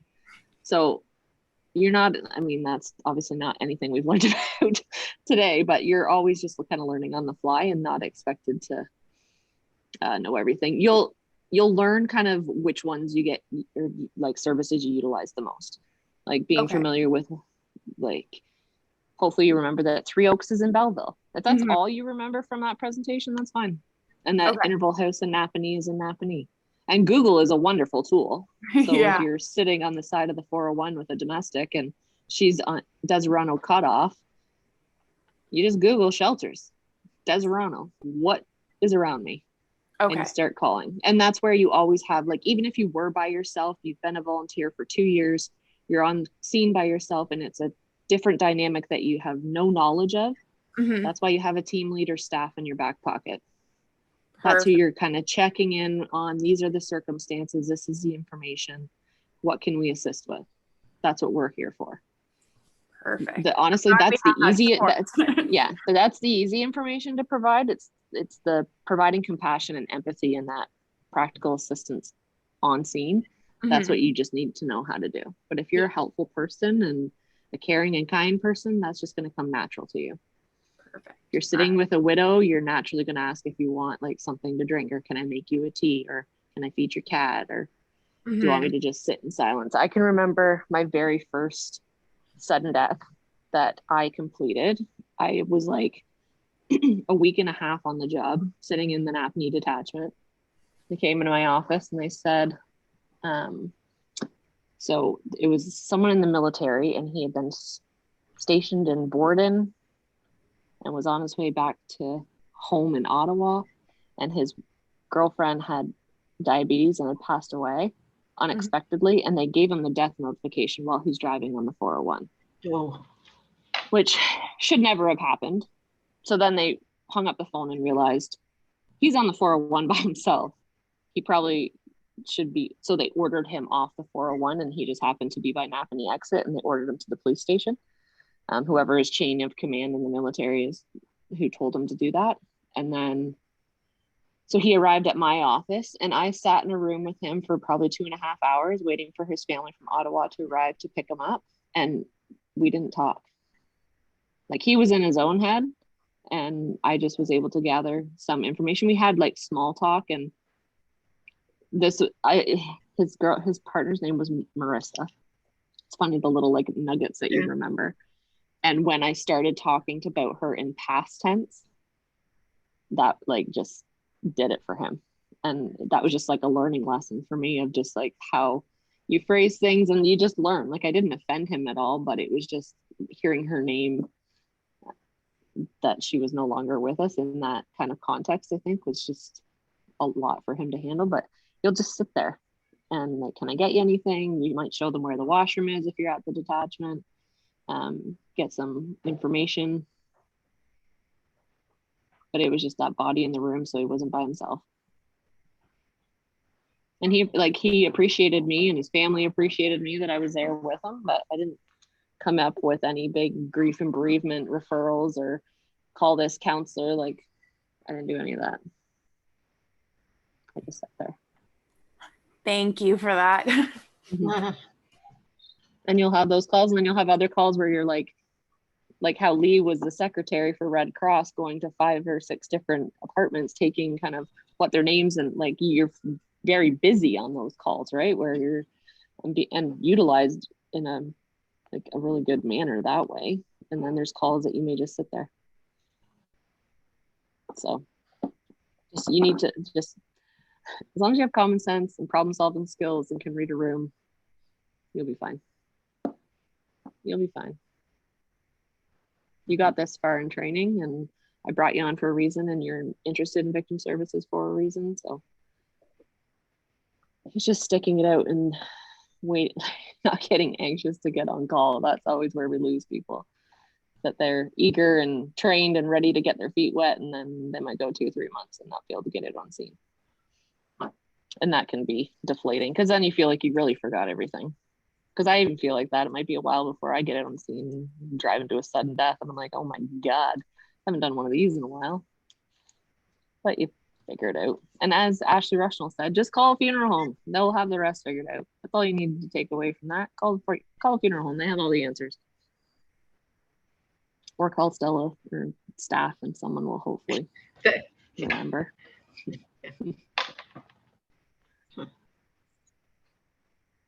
I like these questions though. These are good questions. Thank you guys both. No, you're welcome. What we do. What I do. Anyway, no, it's 8 o'clock. Sorry, I was just going to say I'm glad I came on board, because I'm seeing some faces, which is actually really nice, because during the past year, I've just been getting to know people just by the phone, and I know your voice, but I can't put a face to it, which is why when I'm team lead and I get to go out with new volunteers, it's really nice. And it's really nice to have a new crew coming on board. I look forward to working with you. All right. Look forward to working with you all. I hope you have a great night. So stay tuned. We'll have probably 1 or 2 more scheduled Zoom calls to go over like paperwork and kind of the formalities that happen when you're on scene and after scene, and like code of conduct and consent and all of those pieces. But hopefully, the goal is by end of June, we'll be giving you your kits and you'll be on the schedule for July. That's kind of the rollout. So we'll get you utilized for the summer months, because normally in the summer we're definitely busier. So happy Thursday. Enjoy your evening, and we'll see you all again soon. Thank you. Bye. Bye, guys.